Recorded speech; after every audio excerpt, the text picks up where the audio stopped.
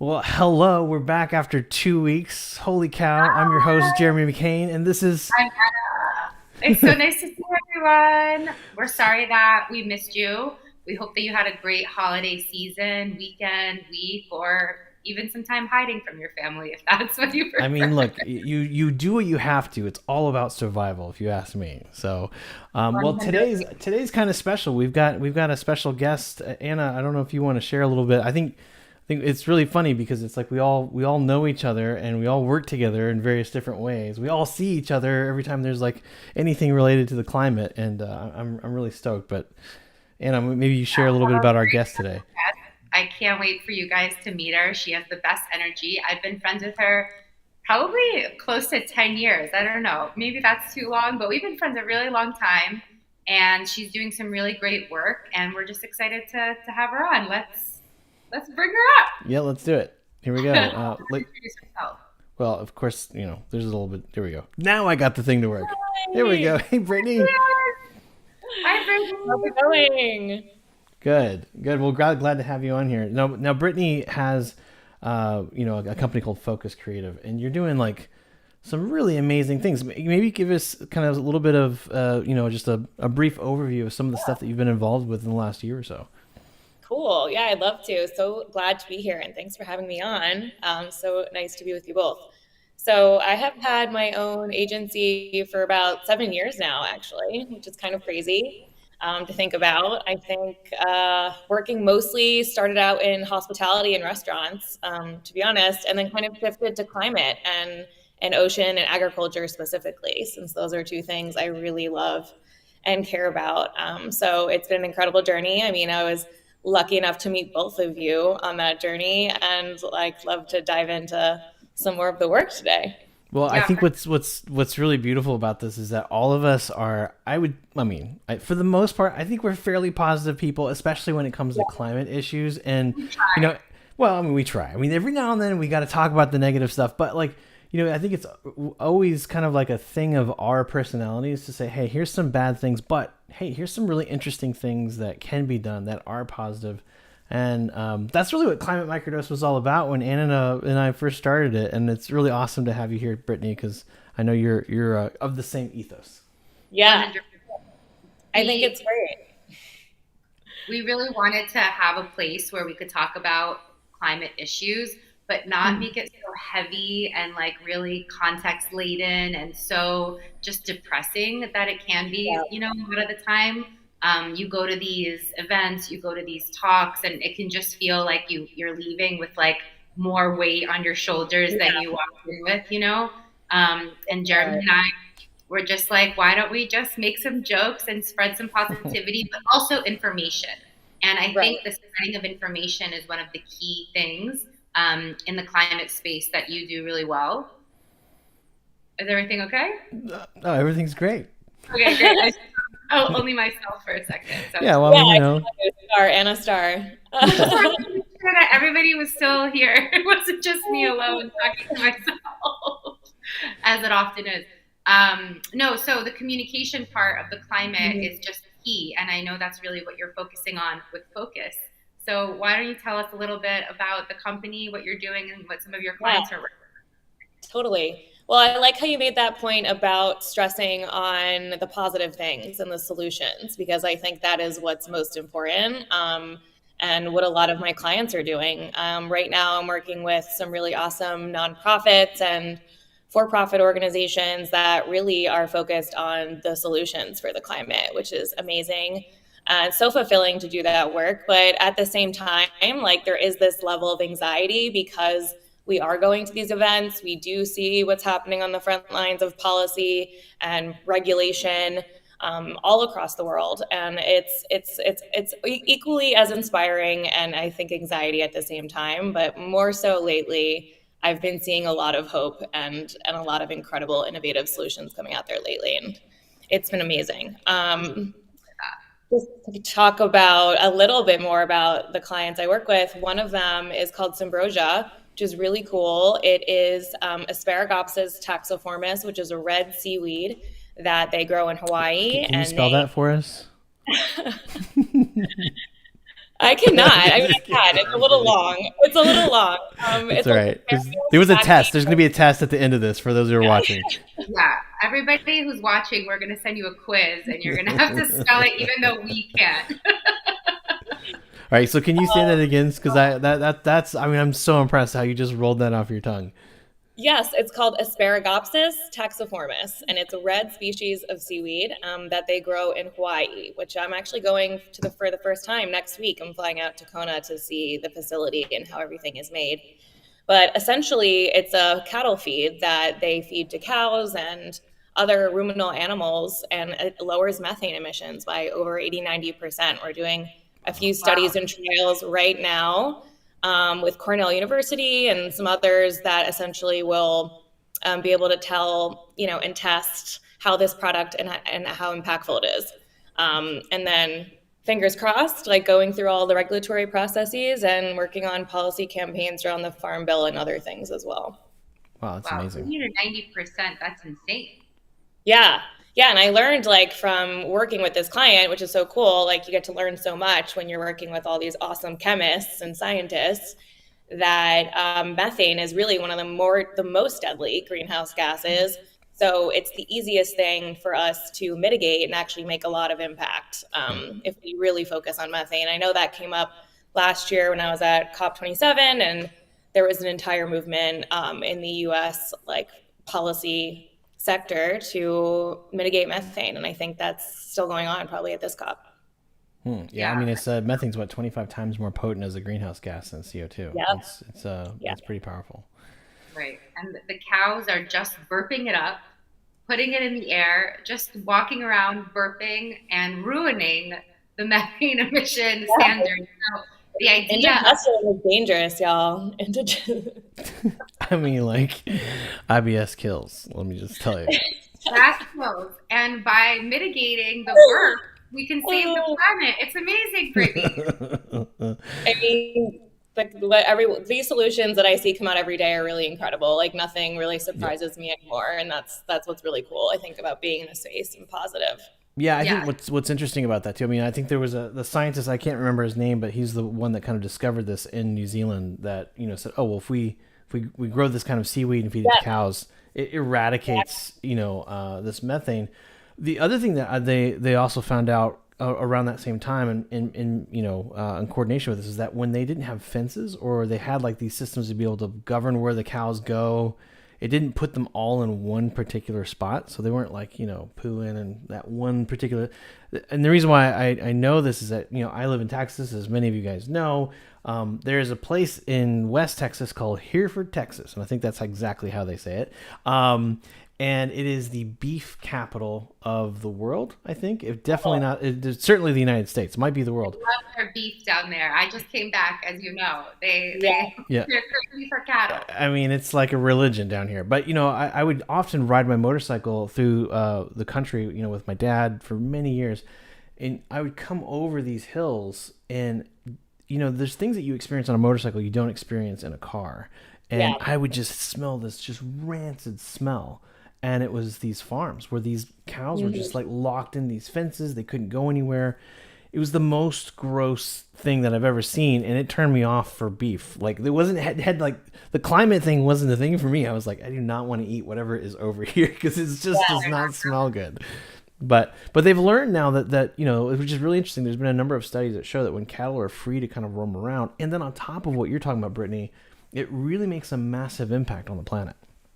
Yeah. No, it's really a very holistic and cyclical kind of process when it comes to regenerative agriculture and soil and the animals on top of that soil and the plants on top of that soil and how they are grown and managed. So it's for sure, this is a part of it. This is one small part of it. And even on top of that, there's other various benefits to seaweed for animal feed that we're still exploring. There could be more. There could be digestive benefits, benefits to helping them, get pregnant easier. There's a lot of other things that are kind of waiting to be explored and studied. So lots of process there. Yeah. So tell us how it works. So obviously seaweed is not naturally occurring in a cow's diet unless it's a sea cow. No, actually actually, like, so it happened, I think that someone tested it in New Zealand, but like indigenous people have been using seaweed for cattle and like animal feed for a very long time, and in their diets and in human diets as well. So it's more of I think being tested now for methane mitigation specifically, and like how impactful it is. That's great. So the cows are just kind of grazing their normal grass, and you sprinkle the Symbrosia product along in what they're eating. Tell us a little bit about how they It's actually like a regular cattle feeding system, as they would in any other farm. They just replace the feed with this product. Oh, okay. Cool. I got it. So it's a whole new structural change. Totally. Yeah. Yeah. And you've got another client that you're working with in New York. Can you tell us a little bit about that project? So another really amazing organization I work with is Billion Oyster Project. They are rewilding 1 billion oysters to New York Harbor. I've known this organization for a long time. I've been in New York for 14 years and always been so impressed by them. They're an incredible team, and yeah, it's been really an honor to help them and work on the comms team. It's been really fun. They are just reaching, I think, 120 million oysters in New York Harbor right now. Wow. And plan to scale hopefully another 100 million next season. It's definitely incredible to see how many New Yorkers know and love this project. It's very community driven. And that's something really unique, I think, to this nonprofit. I've worked for a lot of nonprofits before.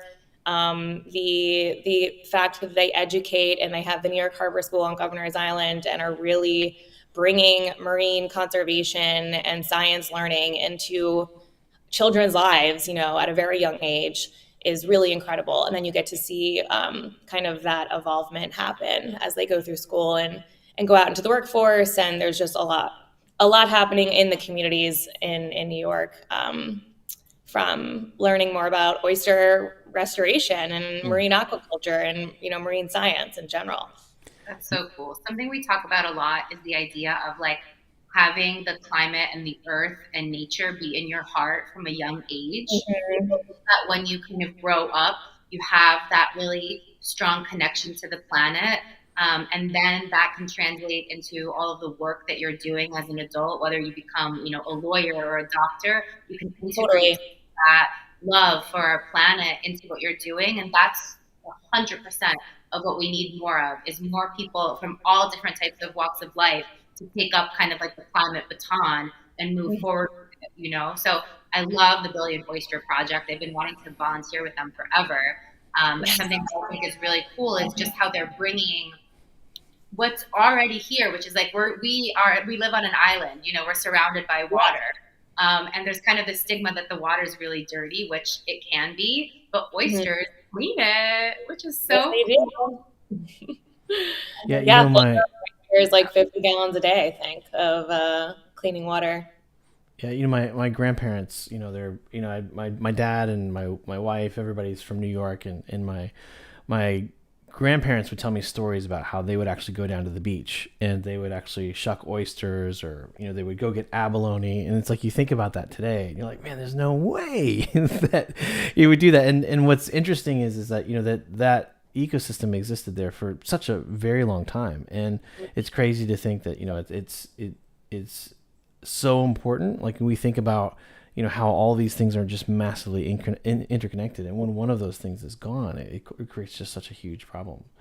Totally. Yeah, oysters are a keystone species, so super essential to any urban ecosystem or ecosystem in general. But it's been really exciting to see the organization grow. We had Prince William visit us during Climate Week this year, during UNGA.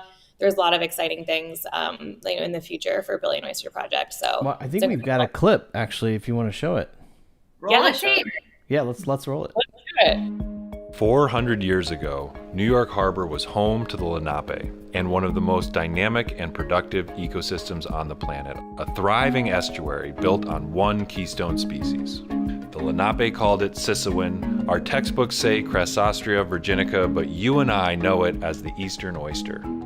I'm Pete Malinowski. Join me and our team at Billion Oyster Project for a look at New York City's forgotten hero. It all starts with food. Just a few centuries ago, New York City oysters were known and enjoyed around the world. We ate them all and transformed the landscape, filling the harbor with trash, sewage, and other pollution. This unparalleled urban estuary collapsed, and all that remained was a contaminated harbor that was missing its most important ecosystem. A flat, featureless landscape with nowhere to hide and nothing to eat that was increasingly vulnerable to the impacts of storms and waves. As New York City prepares for the growing threats of climate change, we can look to the past to rebuild our natural defenses to stronger storms and rising water levels. These challenges exist in every coastal city. Billion Oyster Project's effort to bring back New York's oysters could be a blueprint for letting nature lead in big cities across the world. Our oysters are not for eating. They have a more important job to do, but their journey to our reefs begins on the farm. Meet Liz and Steph, founders of Little Ram Oyster Farm. They grow the oysters that New Yorkers eat in restaurants. Farmed oysters are the most sustainable form of protein production on the planet. Whether they're floating in oyster bags on a farm or growing in clumps at a Billion Oyster Project reef site, oysters provide the same benefits wherever they grow. They provide food and habitat for hundreds of other species, they filter the water, and they can protect our increasingly vulnerable shorelines. Our favorite part about oyster farming is the environmental impact that we have each day. So every single oyster on our 10 acres is filtering 50 gallons of water a day. And you do the math, we're growing 2 million a year, and that's after growing 2 million the year before. And so we have a massive overlap. There's probably at least 4 million oysters on our farm right now. That's a lot of work that's happening without any of us doing anything on a minute-to-minute basis. And so us knowing that video goes on, but I'm telling you what, it's a really informative video. I think what they're doing in New York is second to none, and I am so excited to see this thing happening the way that it is, because I think, you know, as the video says, there's thousands of estuaries. There's a lot of different places that this could be done, and you know, the video closes by saying, if it can be done here, it can be done anywhere. I mean, you know, Frank Sinatra coined that phrase, and I'm so glad to see that in the video, because it's absolutely true. I mean, I can't think of a harder place to work than New York. What has the process been like? I mean, I've only been there now for, I think, 6 months, but as you know, the organization's been around for over 10 years. So it has probably been, I think, one of the most impactful small nonprofits in New York City, to my knowledge. The process has been interesting. Like, there is a lot of kind of red tape that you get sometimes when you're installing millions of oysters into reef sites. But for the most part, like, organizations all want to work together and get this thing done. And we get a lot of support from everybody. So definitely, if you're thinking about, you know, getting a Christmas gift or something for the holiday season this year that gives back to our planet, we're coming out with actually a really cool holiday gift guide this weekend that'll showcase like all sustainable, cool gifts that give back to the ocean and back to BOP. And that's a definite way that everyone can support us. A lot of the donations are like from regular everyday New Yorkers, which I think is what makes this organization so special, is like the power of New York City behind it. It's really incredible. Well, we'll definitely post that holiday gift guide. I love that. And something else that's really amazing about the Billion Oyster Project is the volunteer aspect. Like, anybody out there can just sign up and volunteer. Can you tell us a little bit more about that? Yeah, I mean, that's a big part of how we get these reefs built. We have volunteers, like, you know, everyday New Yorkers and corporate organizations. We even like organize days to come out to the island, bring their employees. They get a tour of the facilities. They get to see firsthand how the oysters are like shipped to us, cleaned and prepared for reef sites.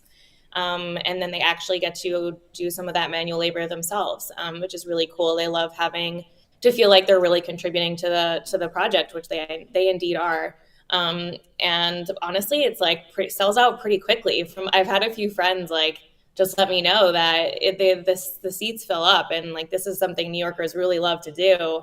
And you really get people from all walks of life, which I think is really cool and beautiful. I mean, it's awesome. And I think the idea of like being able to touch something with your hands and really see the journey of, you know, planting it and watching it in the water and eating it even, and just like all the different sensory experiences that you can have with the Billion Oyster Project. I just feel like that's really cool. And we need, I think, a little bit more of that touch point, because we're so like in our little boxes. For sure. Totally agree. That's how I feel like I do the best learning, by doing. And like very much so, even working with all of these clients that I have, like I need to get into the lab, out in the field, like really need to understand how these things are coming to be and how they work, so we can communicate about them effectively. I think that's super important. And even with anything, any kind of climate like issue you want to learn more about, I find that I need to not read about it in a book just read about it in a book. I need to get out there and like experience it firsthand, travel to that farm, travel to that place, and like do some work. Well, there's an emotional connection that you get as well, which is cool. Yeah. Mm-hmm. Yeah. Well, you did recently do that in a beautiful trip to Italy, which is your homeland. And I love that. So why don't you tell us a little bit about your regenerative agriculture trip? Yeah, it was really fun. I was really lucky to receive a scholarship from Terra Do for a climate farm school in Tuscany this past October, which was amazing. I've been working in ocean for a while, and food, and I think like the kind of natural evolvement of my climate work led me to agriculture. My father is from Italy. My nonna and I were very close growing up, and we'd go to Italy together almost every summer and work with her in her garden. And I very much had this strong attachment to growing food and cooking food from a very young age. So I started to want to learn more about regenerative agriculture, and this climate farm school was really the perfect opportunity to do that. Essentially, you got to work on an incredible farm in Tuscany for 8 days with a cohort of 16 other entrepreneurs from all over the world who were working in climate, everything from like venture capitalists to someone working at Atmos or someone working at, a bank, Michelin star chefs from Berkeley, California. Wow. It was really incredible, and very diverse, like age and trade. Like everyone was from across the board, which I thought was super cool. And basically every morning you'd wake up, do 4 hours of farm work, and then you had to break for an incredible, beautiful lunch with wine, and then you would come back for a classroom session in the afternoon. We even got to visit some other really cool farms, like a rice farm, a cattle farm, and dig into their regenerative practices and get like firsthand look and work with these farmers and ranchers, which was really cool. Wow. And they've been operating like that since the beginning. They've been regenerative since day one. And it's not like a buzzword. It's like just how they physically do their business is in a regenerative way. So I think that's really cool too. Yeah. Yeah, I mean, Italy for sure has been, I think, a country that definitely displays those types of practices. I mean, there is definitely the other side of the spectrum too. Some of the wine industry has been very much scaled, and some wine there is being produced at a non-sustainable way, for example. But yes, like I would say, obviously all the farms we visited in this program, Tenuta de Pagonica, the farm we stayed at was Tenuta de Spanoggia. They are regenerative for many years. So I'm curious because I feel like there's so many really cool things that are happening in some of these kind of microcosms like this. Like, what do you see, moving forward? Like, what are some of the biggest challenges that really need to be, maybe thought about, or what are some pending challenges that are on the horizon that we really need to try to knock out to make a lot of these ideas successful? Yeah, I mean, I think I can speak to the United States more than other countries, but I know that there is some really exciting developments happening over the next year with the Farm Bill. The Farm Bill was just kind of voted to be extended to September 2024. So essentially we have the next, 10 months to lobby on things that we want to see integrated into the Farm Bill. And I think that's a little bit attached to the IRA. So essentially it's a separate piece of funding that has to do with like nutrition solutions, agriculture solutions, the availability for farmers to like mitigate costs on some other facilities and logistics. There's a lot of programs that fall within the Farm Bill, and some of that is actually land conservation. which is attached to the work that the farmers do as well. So there's a lot on the table, and there's a lot of cool, I think, solutions that have to get pushed through a regulatory process in order to be supported by this bill. So that's exciting. I think it's more of an opportunity, but definitely, you know, how politics are in the US, like it's going to be a process and it has to be a bipartisan one. So I think that's the exciting challenge that will happen with the farm bill over the next year. And there's amazing organizations like Kiss the Ground and Regenerate America, Oxygen Project, Symbrosia is getting involved. Like everyone is really has their ears perked, I think, right now for how the farm bill unfolds in 2024. Well, I know, you know, since we're on the topic of agriculture and farms, I think, Anna, you wormed yourself into something this week, didn't you? I mean... I did. Yesterday, actually, we went to a rally in downtown Manhattan to save compost here in New York City. Composting is a beautiful part of our communities, and community composting actually provides 115 jobs for New Yorkers year round. And the Eric Adams administration wants to cut this budget for various reasons that he's reallocating the funds, and composting is just so near and dear to my heart. My partner and I actually met and connected over compost because we both had like our freezers full of compost during the pandemic. My mom always jokes like she can't believe I found somebody who also keeps trash in the freezer. It's just a really important part of my life, but also soil health, community health, so many other aspects of food waste that just go to the landfill if you're not composting it. And the idea of taking it away from our communities, especially when people rely on it for their well-being and their welfare, is really, really heartbreaking. So yesterday we went down and we made some fun signs. Yeah, well, you were recently in Texas, and I just want to say that I appreciate the y'all in your sign there. So thank you for representing Texas. I think that's what I think whether you realize it or not, it made an influence on you. Yes. No, I actually was thinking about what I wanted to write on my sign. And that came up because I was in Texas and I've been saying y'all. Yeah. But I mean, I also, you know, I do a bit of copywriting. So I wrote quite a few of the signs that you see out there. You know, the worms one was my idea as well. So I love that one. I love that one. That was cute. There's so many, I mean, good things to say about compost. But for me, it was just great to see how many people, like you said, Brittany, so diverse, age, background, everything, coming together and just really fighting for community compost, especially the representatives who are there like lobbying for this program not to be cut and for our tax dollars to go to where our values are instead of like God knows what and putting it in the landfill. And it'll just really break my heart if community composting gets taken away. So December 6th, there's going to be another rally in City Hall, and that's when the vote is actually happening. So we can still save compost in New York City. And, you know, the idea to cut 115 jobs right before the holidays is truly difficult as well. And there's a lot of powers that be that maybe just don't understand the beauty and the magic that is compost. And that's why it's important to tell the story, to get together, to show worms, to really like be part of the earth. You know, when we touch soil, our brain releases serotonin. It actually makes us happier and fights depression. We've done that before together. Yeah, of course. It's a big part of how we like to bond. But earthing and grounding is a big part of my life. And, you know, I live in New York City, and I know you do too, Brittany, and it can be hard to get your feet on the ground, get connected to the soil. And this community composting program is just such a way that we have that through line to our earth and to see it actually be regenerative into new food, into planting.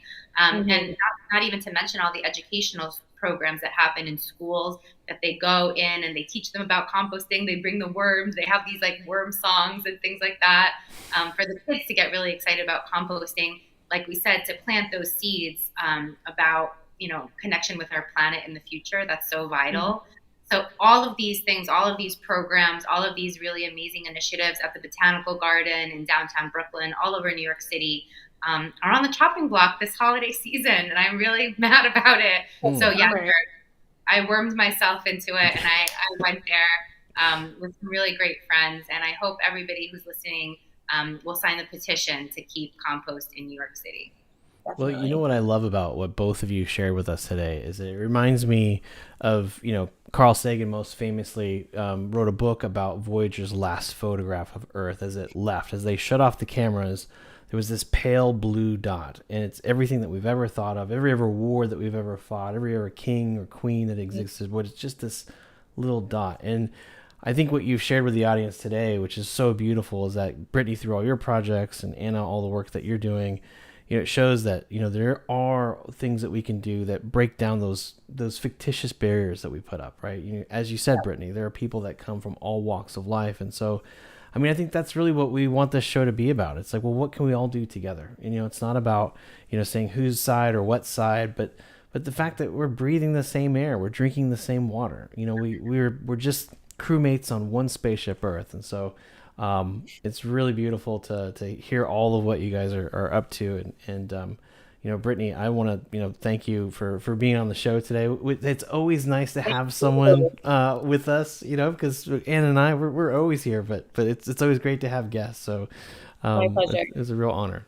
Yeah, you're welcome back anytime. I know you have a lot of really exciting stuff going on, and maybe we can even get someone else from your team to come on board and all have a big chat. We can be like little squares on, how many people can we go on here? That sounds great. No, thank you so much for having me. It's always good to see you guys. 100%. Even digitally. And thank you out there for listening and for, fighting for climate change. It's a really important initiative. And as you can see, there's so many ways in. There's oysters in the water. There's farming. There's compost. There's going to Earth and making a beautiful doctrine for everybody to remember forever. There's so many things that you can do, and nothing is too big or too small to get involved, and I think that is what I want to leave you guys with today, is just a little bit of effort, just a little bit of that initiative for our planet, I think can really make a difference. It doesn't have to be your whole life. It doesn't have to be huge, but just one small day of volunteering to save the oysters can make a huge difference. Amazing. All right. Well, until next time, my friends, we will see you guys hopefully next week, and we'll have something really exciting for you, to be on the next show. But thanks again for being on with us today, Brittany, and we'll chat real soon. Thank you, guys. Bye. Of course, it doesn't go the way I want it to. Here we go.